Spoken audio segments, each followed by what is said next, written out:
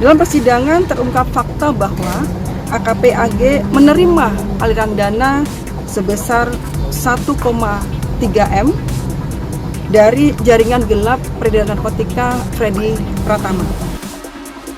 Awal mula mantan Kepala Satuan Reserse Narkoba Polres Lampung Selatan, AKP Andri Gustami terlibat dalam jaringan narkoba Freddy Pratama terungkap.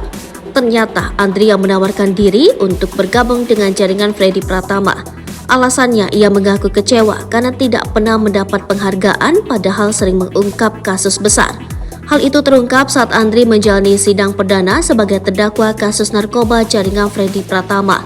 Sidang itu digelar di Pengadilan Negeri Tanjung Karang, Bandar Lampung, Senin 23 Oktober 2023. Dalam persidangan itu, Jaksa Penuntut Umum Eka Oktarini dalam dakwaannya menjelaskan keterlibatan Andri Gustami bermula pada akhir Agustus 2022.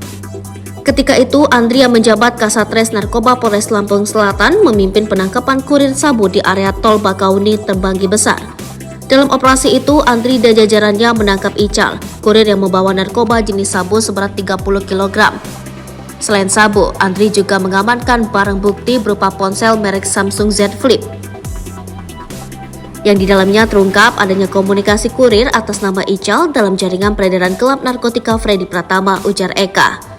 Dengan ponsel sitaan itu, Andri berusaha menghubungi seseorang berinisial BNB, tapi tak ada hasil.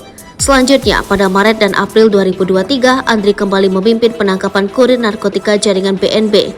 Setelah melakukan serangkaian penangkapan itu, Andri mengirimkan pesan melalui aplikasi BlackBerry Messenger kepada M. Rivaldo alias KIF.